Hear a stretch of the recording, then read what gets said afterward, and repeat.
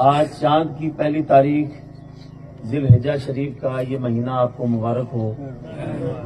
عید کی قبل از وقت مبارک. اور حضرت مولانا مولوی ہدایت شاہ رحمت اللہ تعالی علیہ کا جو 23واں سالانہ عرس شریف ہے سوکڑ میں، آج 29 مئی کو اختتامی دعا ہے 2025 کی، یہ بھی آپ کو مبارک ہو. آنے والا ہمارے قبلہ کعبہ جہاں سے یہ سب فیضان جاری ہوا، ہند و پاک، آج جن خانقاہوں میں کثیر تعداد میں جموں کشمیر چاہے ادھر کا ہو چاہے ادھر کا، جو خانقاہوں میں چراغ جل رہے ہیں، جو ولایت کے نور روشن ہیں، وہاں حضرت کائیاں والی سرکار حضرت بابا نظام الدین کیانوی رحمت اللہ تعالی علیہ کا 130واں جو عرس شریف 8 اور 9 جون میں آنے والا ہے، اس کی بھی آپ کو مبارک. میں کچھ قبلہ حافظ صاحب سے گزارش کر رہا تھا دعائی کے لیے، لیکن مولانا سید امتیاز شاہ صاحب کی گفتگو سن کے مجھے بھی دل آ گیا ہے کچھ کہنے کا. ٹائم کیونکہ اب یہ ہمارا دیہات ہے، اس میں گھنٹہ 2 گھنٹہ اوپر نیچے یہ ہوتا رہتا ہے. اور ویسے آپ لوگ بھی ماشاءاللہ ساری مصروفیات چھوڑ کر ایک دن اللہ کی رضا کی خاطر اہل بیت کی محبت میں یہاں تشریف لائے ہوئے ہیں، تو مجھے لگتا ہے کہ کوئی بھی آدمی اوپر چڑھایا ہے، اس سے میرا اندر جو ہے وہ میں اندر کے جذبات کو میں الفاظ میں بیان نہیں کر سکتا ہوں. اور مجھے بہت خوشی ہوئی ہے کہ انہوں نے جو ایک حق تھا وہ اپنا حق ادا کیا، اور آل نبی اور اولاد علی ہونے کا ایک صحیح جو اپنا منصب تھا اس کا انہوں نے صحیح آپ نے اس کا استعمال کیا ہے اور لوگوں کی رہنمائی کی ہے. دیکھیے اس وقت دنیا میں 2 ہی فتنے ہیں. وہ ایک تو یہ والا ہے، ٹھیک ہے، یہ مطلب تمی چڑھی ہوئی ہے، بڑے بھائی کا کرتا اور چھوٹے بھائی کی تمی. اور اللہ تعالیٰ نے دنیا میں ہی ان کی پہچان بھی پیر صاحب کرا دی ہے. مطلب وہ ہمارے یہاں پر جب آدمی داڑھی رکھتا ہے تو چہرے پر نور آتا ہے. سبحان اللہ کہتے ہیں. اس میں لگ رہا ہے کہ جس نے رسی کا آئینہ کروں محبت کو سبحان اللہ. یہ سادات کرام کا گھر ہے، یہاں سے کل بھی خیرات بڑھتی تھی، آج بھی بٹ رہی ہے اور قیامت کی صبح تک زور سے کوئی انشاءاللہ. تو بڑے بھائی کا کرتا اور چھوٹے کی تمبی، وہ ادھر ہاتھ رکھ کر، اور ایک وہ جن کی نشاندہی قبلہ پیر صاحب نے اور مفتی صاحب دونوں نے کرائی ہے. 1400 سال گزر جانے کے بعد کون آدمی ہے کہ جو پیارے نبی صلی اللہ علیہ وسلم کے صحابہ کے بارے میں کوئی ایسی بات کہے کہ جو ان کی شان کے لائق نہ ہو؟ جس نبی کے جسم پر اللہ مکھی کے بیٹھنے کو پسند نہیں کرتا، مکھی نہیں بیٹھ سکتی. اور کیا اس نبی کے بستر پر یا اس نبی کے اس روضہ مبارک میں کوئی ایسا شخص آ سکتا ہے جو اس منصب کے اس رتبے کا حامل نہ ہو؟ اور پھر آپ مجھے بتائیں، بڑی پیاری بات کہی پیر صاحب نے، اہل یارمی والے دا نام ڈوبیو ہی تر جائے گی، تر دی پار بننے. 11ویں شریف غوث پاک کی کرتے ہو، غوث پاک کی 11ویں ہوتی ہے تو غوث پاک کی 11ویں اندر، ادھر جیب بھی تو ادھر جیب بھی. تو غوث پاک نے جن کی مذمت کی ہے تمہیں ان کی مذمت کرنی پڑے گی. اگر غوث پاک نے حضرت امیر معاویہ کو صحابی رسول مانا ہے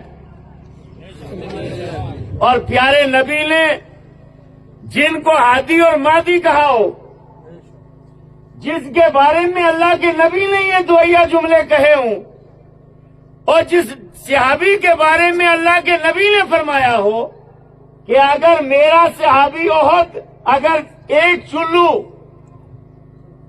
جو خیرات کرے بقیہ امت احد کے پہاڑ کے برابر سونا اور چاندی خیرات کرے، اس ایک مٹھ بھر کے جو خیرات کرنے کے برابر تیرا احد کے پہاڑ کے برابر سونا اور چاندی نہیں بن سکتا ہے، صحابی کی اگر خیرات کے مقابلے میں تیرا احد کے برابر سونا خیرات کرنا برابر نہیں ہو سکتا، تو پھر صحابی کے درجے تک کون پہنچ سکتا ہے؟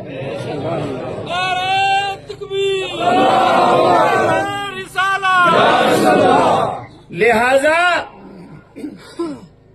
کھاتے ہیں بابا جی صاحب لاروی رحمت اللہ علیہ کے در کا، سب تو کھاتے ہیں نا مولا علی کے در کا، لیکن جو بابا جی لاروی کے دامن سے وابستہ ہے میں ان لوگوں کی بات کر رہا ہوں، پیرا مریدی بابا جی لاروی کے خانقاہ کے نام سے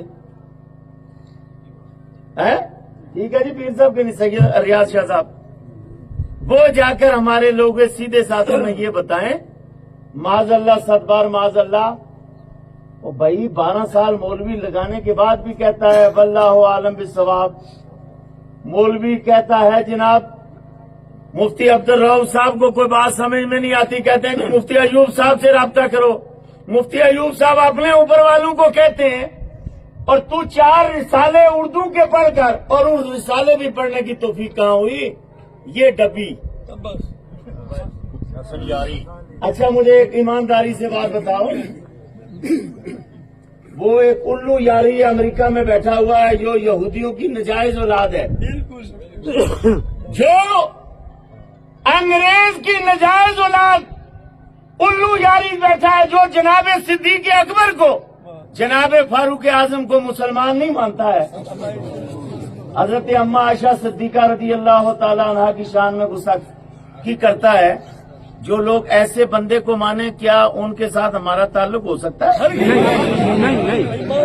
یہ مجلس تعداد کے حساب سے چھوٹی ہے، لیکن نہ ایک منٹ، یہ تعداد کے حساب سے کم ہے، لیکن یہ سادات کرام سے جڑی ہے۔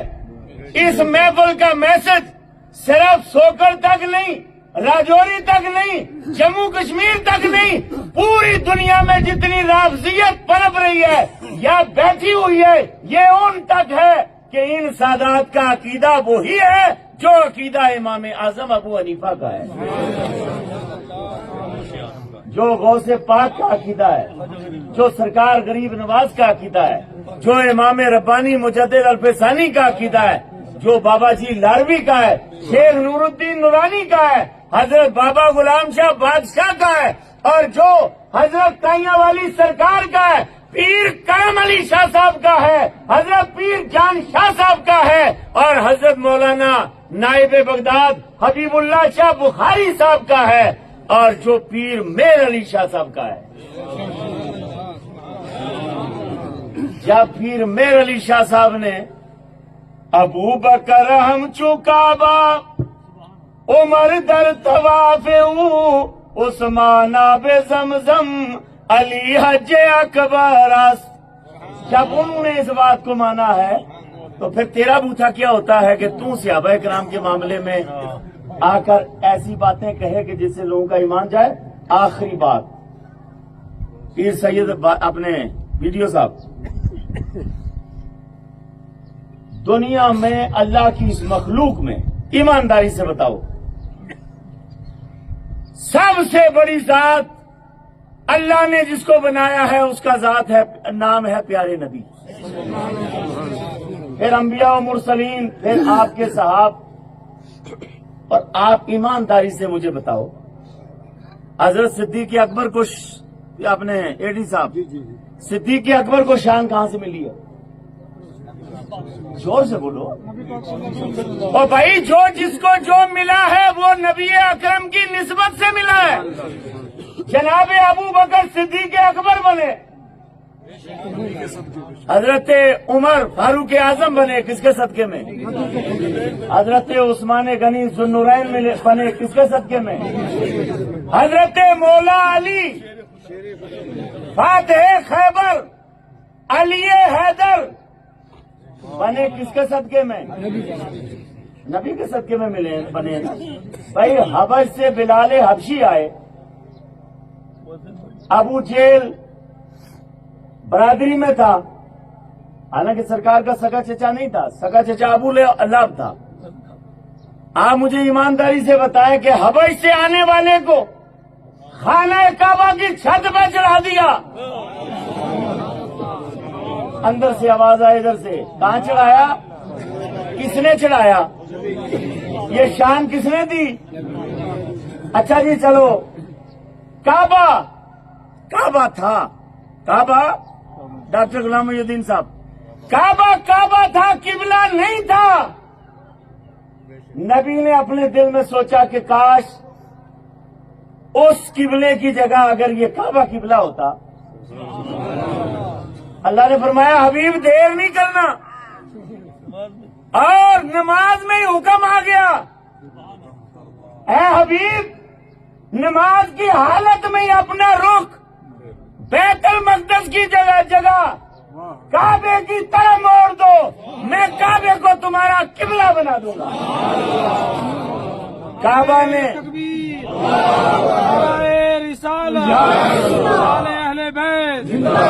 کعبہ نے نبی کو شان نہیں بخشی, بلکہ نبی نے کعبہ کو شان بخشی کہ نبی نے کعبہ کو قبلہ بنا دیا. یہ شان کس نے دی؟